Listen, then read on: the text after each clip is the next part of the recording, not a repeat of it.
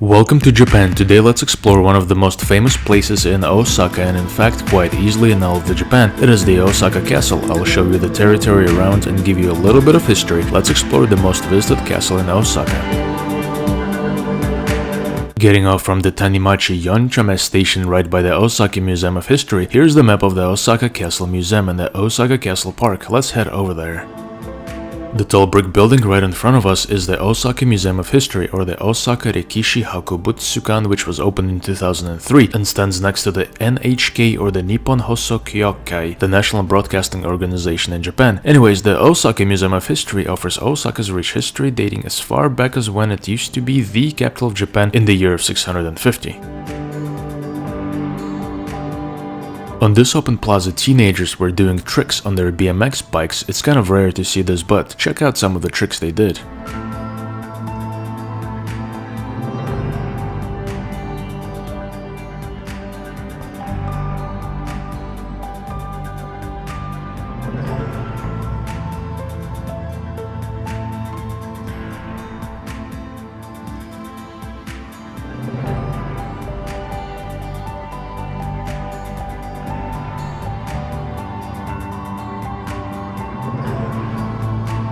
This brown enclosure is the Hoenzaka Isseki, or simply the Hoenzaka warehouse. Standing on the posts, it was built in the 5th century with a Irimoya style roofing with a total of 16 such constructions here. It covers an area of about 90 square meters.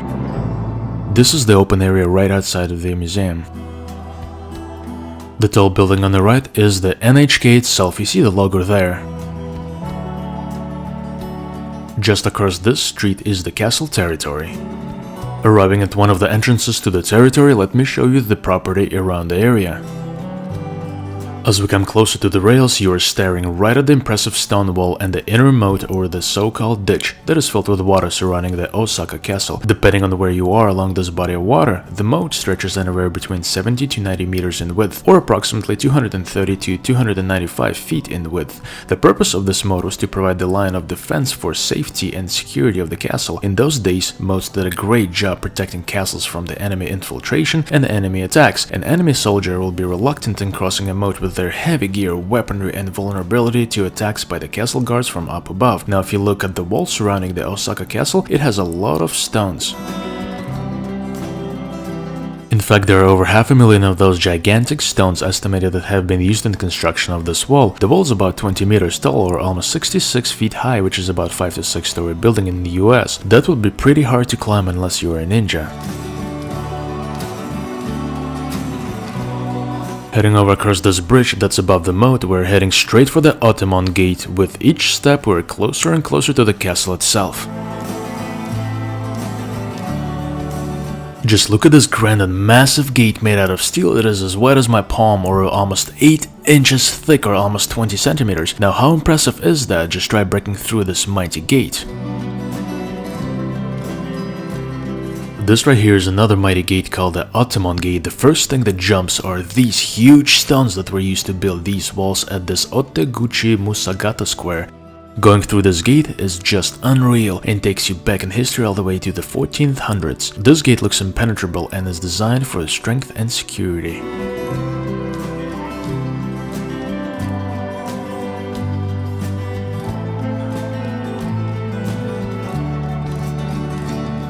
As you enter, you see the Sengan Yagura turret in front of us, which was constructed in 1620 as the strategic location where the warrior monks of the castle hid, which gave them an advantage over incoming enemy troops.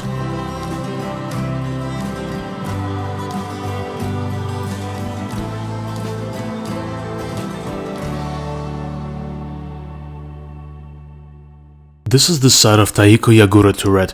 As you can see, this is the dry moat protecting the wall right in front of it. The dry moat serves the same purpose as the one with the body of water. It would be very difficult to climb this wall with all the heavy gear of a warrior in those days. I think it would be even cooler if the walls were sloping outward. That way it would almost be certainly impossible to climb it.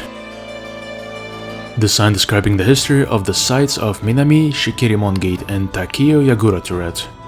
It's difficult for me to imagine how all of this was built with such ginormous rocks and in such perfect unison. Makes you wonder how such structures were accomplished in those days, particularly in the 1400s.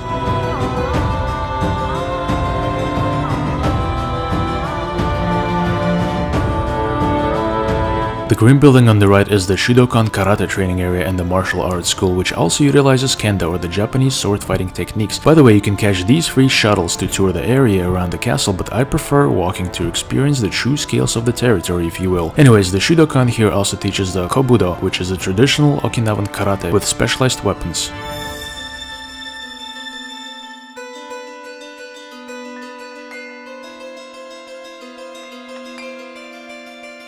There's an incredible amount of history and I cannot wait to check out the Osaka Castle up front, so let's go ahead and make our way in so that we can get a little closer to it.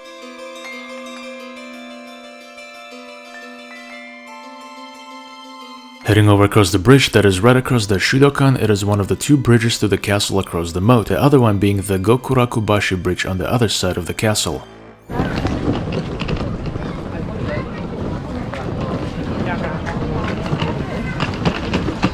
This is the Sakura Gate leading to the Honmaru or the Inner Bailey, with the original gate being destroyed in the summer siege of 1615 and rebuilt in 1626. It was then destroyed in the Civil War of 1868 and rebuilt in 1969.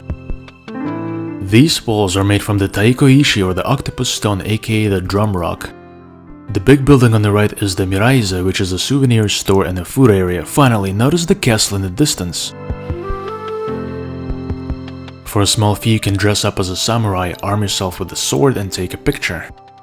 The Osaka Castle, which has been reconstructed, was originally built in 1583 by Toyotomi Hideyoshi, who was a samurai, a daimyo or a feudal lord in the early Meiji period and a politician in the late Sengoku period. The reconstruction of the castle was due to the fact that in 1665 the castle was struck by lightning and burned completely down. During the final phase of the Sengoku period, known as the Azuchi Momoyama period from 1568 to 1600, the Osaka Castle played a major unification role of the 16th century in Japan.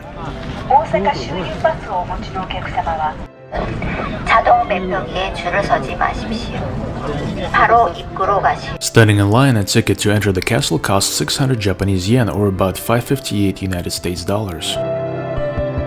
The castle is easily accessible and of course it is open to the public. It gets very pretty here during the cherry blossom season and it's not too crowded. The whole territory is very spread out, so I suggest dedicating a full day to the exploration. As you go up the stairs, you'll see this little well, which I will talk about later after we tour the inside of the castle.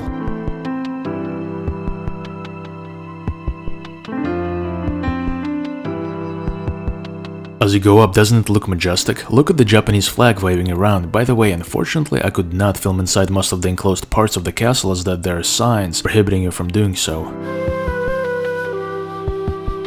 The very top of the castle looks like this and you get to enjoy the spectacular view of Osaka. Inside, there are a total of 8 floors with some type of exhibit on each floor. The total height of the structure is about 192 feet or about 59 meters. The castle was in use between 1583 and 1845 for 262 years. Osaka Castle.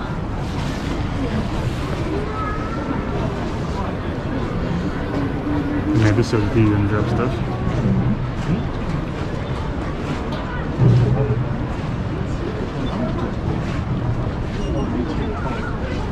Looking directly down, you see the green roof, which is part of the castle. You can also see the moat and a few boats taking a stroll. The city view is astounding with so many skyscrapers. It is no wonder that Osaka is the 3rd largest city in all of the Japan by the population count, after Tokyo being the 1st and Yokohama being the 3rd.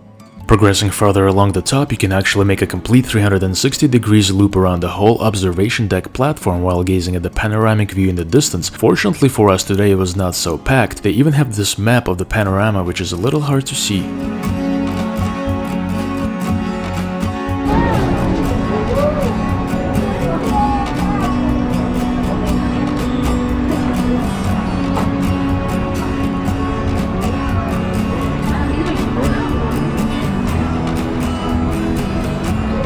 Look at that. On the roof you can eat. What is that?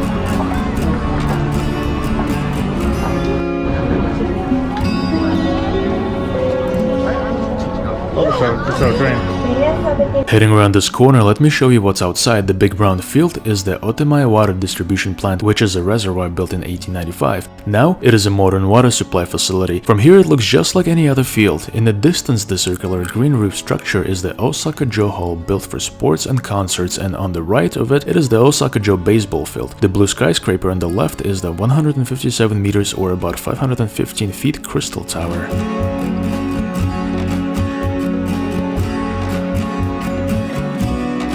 As you look around, notice the green roofs and the architectural designs.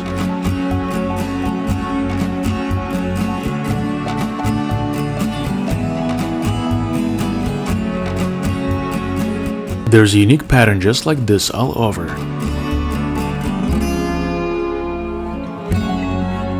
What looks like a goldfish sits at the tip of the roofs.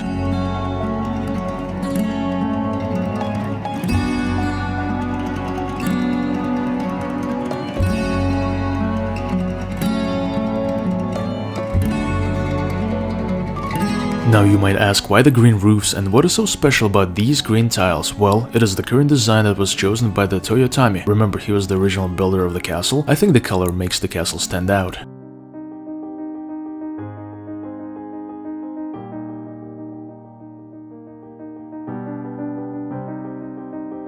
By the way, inside the castle there are a lot of ancient artifacts, visual historical series that you can enjoy, different historically depicted holograms, and a lot of historic items on display like swords, costumes of the warriors, and many prototypes of the construction area during the Sengoku period.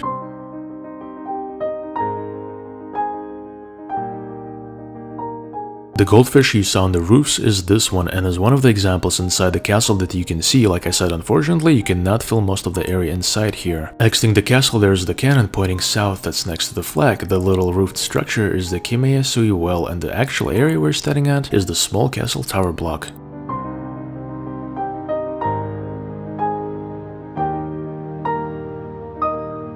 Going along one of the walls, notice how ginormous the rocks are at the base.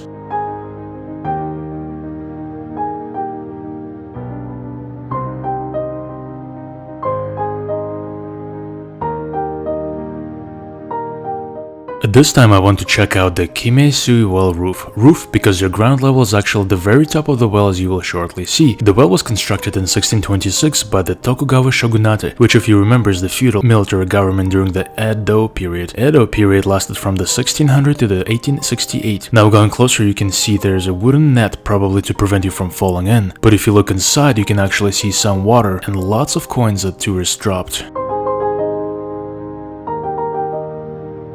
So if you are in this area, I would highly recommend visiting the inside of the castle for a mere 600 yen. I think the experience will be well worth it. As we were heading down and out, we met a couple of people who claimed they're from the Japanese Buddhist temple. It just didn't feel right for me to go tea tasting. Judge for yourself. We are from Japanese Buddhist temple. Oh, nice. Yeah, nice. we are practicing Japanese tea ceremony on weekends. Yeah, and as we are practicing, we need a guest to try our matcha. Yeah, delicious. yeah. We invite overseas visitors to try Japanese culture. Yeah, it's free of charge. Where? Oh, when? Yeah, today it's happening now. Where? Yeah, we came here our temple car. Yeah, and it takes only 5 minutes by car okay. to go to the temple. And after you enjoy Japanese tea ceremony, you can go back to. We take you anywhere you want to go back. They did seem friendly and nice, but being skeptical, I do like to research more about a business before jumping into somebody's car. Anyways, being on a tight schedule, I have no regrets about it. The outdoor area surrounding the castle is truly spectacular. There's the city in the background, the moat, and the historic castle all in one place.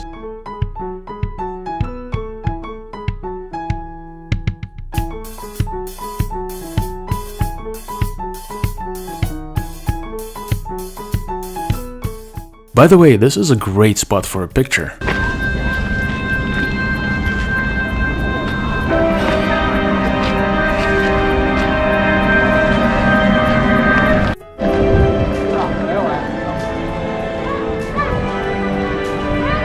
This castle, which is also the main tower, is astonishing and sits on an impressive 15 acres, which is about 61,000 square meters or about 657,000 square feet. All of these structures and towers are of the significant importance to the Japanese culture and hence the reason it was restored and preserved. Now, at one of the end sides of the main territories of the main tower, I saw a few boats in the moat which looked like they were covered in gold. This is one of the boats.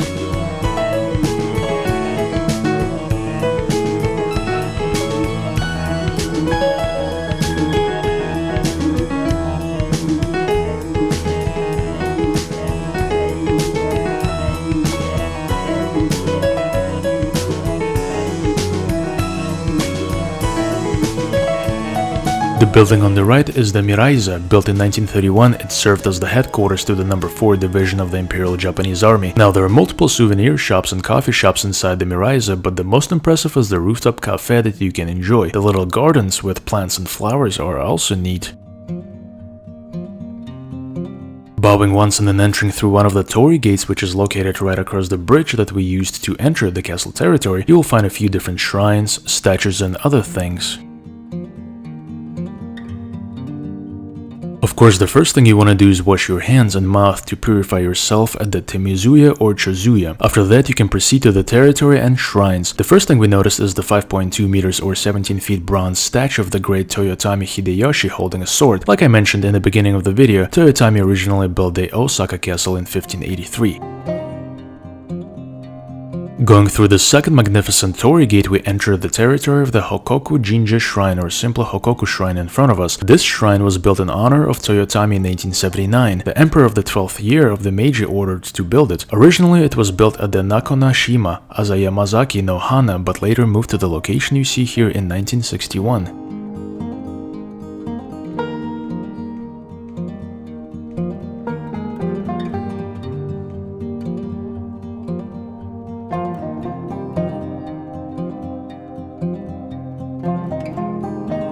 As we progress forward, it is no surprise that you see the ema, which are little wooden plaques where you would write your wishes and prayers. Once you do, you leave them hanging up here when eventually they are burnt in rituals at special events, hopefully granting that wish. In this area you can also find the Shiratama Shrine and the Shinto Shrine, among other different things.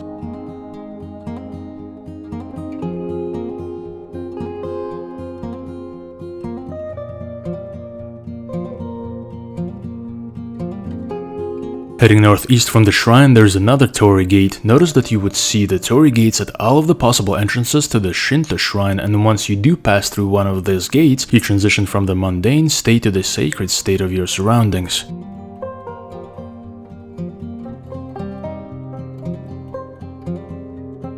Exiting the main castle territory, let's slowly make our way out as the Japanese sun beautifully sets itself into the night. Notice the reddish illuminations on the rocks that make these walls even more beautiful and historic. The moat reflects the light, and so are the buildings in the distance. The night is peaceful as we walk through history.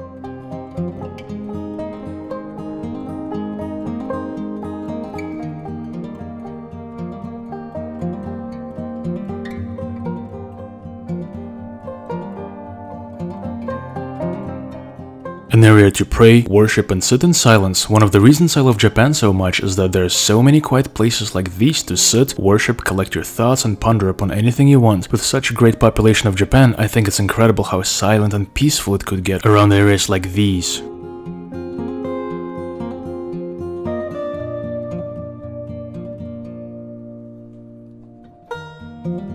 Before we depart, take one last glimpse of this incredible piece of history. Spectacular.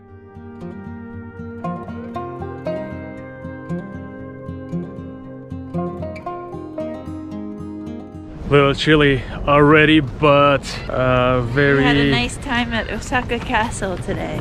very nice time. Visited our 7 floors, I think. 8 floors. 8 floors minus which floor they didn't have. 6. The 6th floor was missing, which is typical in Japan. Lots of beautiful views, nice day, great food, amazing people. This is the Gangi-zaka slope, and the area is very beautiful with a park and the Cheyenne playground on the right side.